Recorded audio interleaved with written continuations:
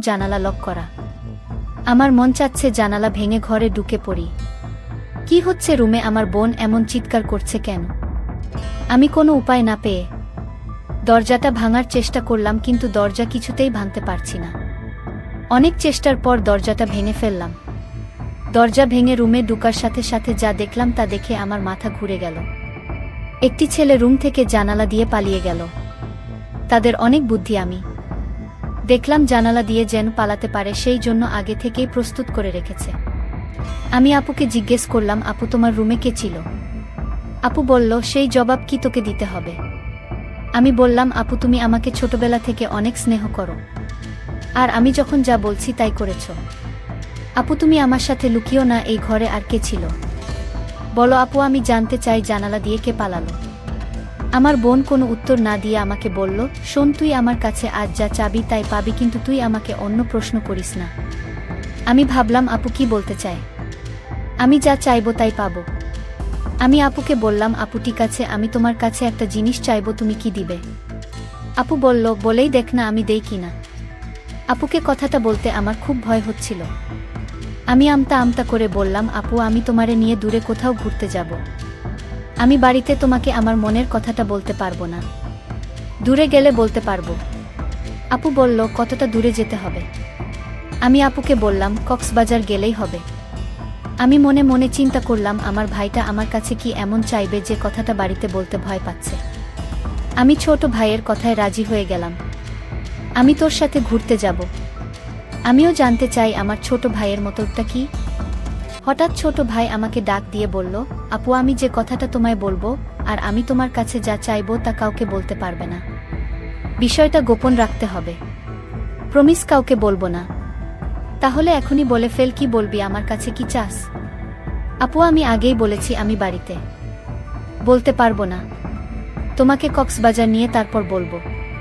ঠিক আছে আমার লক্ষ্মী ভাই, তাহলে চল আজই আমরা কক্সবাজার চলে যাই। আপুর কথা শুনে আমার খুব আনন্দ লাগছে, আবার অনেক ভয় লাগছে।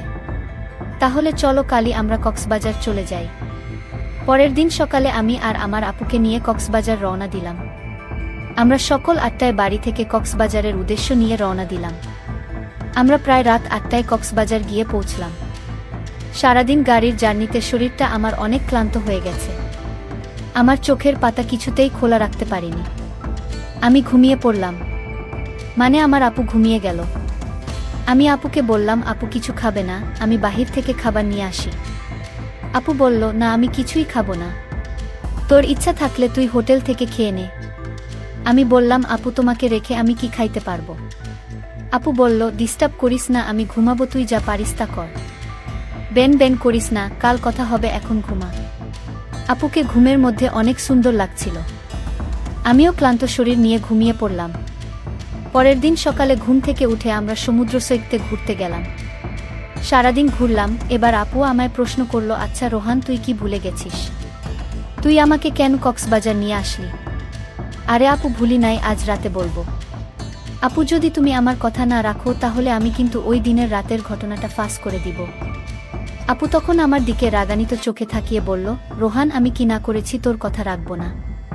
তারপর সন্ধ্যা হয়ে আসছে। আমি আপুকে বললাম, আপু চলো হোটেলে যাই। রাতের খাবার হোটেলে খেয়ে তারপর আজ আমরা হোটেলেই থাকব। আপু তখন বলল, হোটেলে কেন? এখানে তো তোর দুলভাইয়ের ছোট ভাইয়ের বাসায় থাকতে পারি, আর আমরা তো গতকাল এখানেই ছিলাম। আমরা কেন শুধু শুধু অযথা ভাড়া দিয়ে হোটেলে থাকব?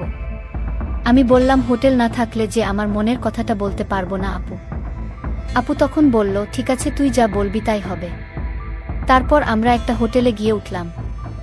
আমি আপুকে যে কথাটা বলবো সেই কথা শুনে আপু কি আমার প্রতি রাগ করবে, আমি এসব চিন্তা করছিলাম। আপু আমায় বলল, রোহান তুই কি চিন্তা করছিস? আমি আপুকে বললাম, আপু আমি যে কথাটা বলবো তা শুনলে তুমি রাগ করবে না তো? আপু বলল, আমি কতবার বলবো আমি রাগ করব না। আমি কাউকে কিছু বলবো না, তুই নির্ভয়ে আমাকে তোর মনের কথা বলতে পারিস। আপুর কথা শুনে আমি কিছুটা সাহস পেলাম।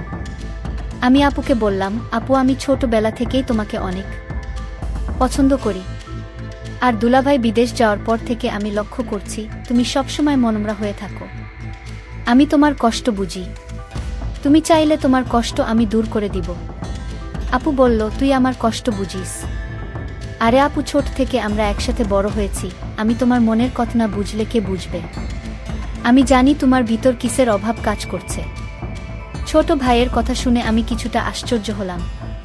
বলে কি, সে আমার মনের খবর সব জানে? আচ্ছা, বেশি কথা না বলে তুই বল, আমার কাছে কি চাস? আপু, আমি ছোটবেলা থেকেই তোমাকে আমার পছন্দ, আর তাই আমি তোমার সাথে। বল, থেমে গেলি কেন? আমার সাথে কি? আপু, আসলে আমার বলতে খুব ভয় লাগছে। আরে বাবা, এত ভয় করলে কি চলে? কি বলতে চাস বলে ফেল। আপু, আমার রুম থেকে যে একটা ছেলে পালিয়ে গেছিল, সে কে ছিল আপু? আরে ও হচ্ছে আমার স্কুল ফ্রেন্ড। তার সাথে তুমি কি করছিলে আপু? আপু বলল, আমি বলতে পারবো না। তুই কি বোকা, কিছুই বুঝিস না? আমি কি করছিলাম তা কি আমার মুখ থেকে শুনতে হবে? হুম আপু, তোমার মুখ থেকে শুনতে চাই। তুমি বললে আমি অনেক খুশি হব আপু। আরে পাগল ছেলে, সেটা কি বলা যায়? সেটা তোর বুঝে নিতে হবে। আমি বুঝেছি আপু। তাহলে তো হলোই। আপু, আমি যা মনে মনে বুঝে নিলাম তা আমি করতে চাই। ঠিক আছে, আজ আর কোনো কথা নয়, যা হবার কাল হবে। আপুকে বললাম, আপু কাল হবে তো? আমার কথা রাখবে তো? আমি বললাম, আমি কি তোর সাথে মিথ্যা কথা বলেছি? আমারে কি তোর বিশ্বাস হয় না?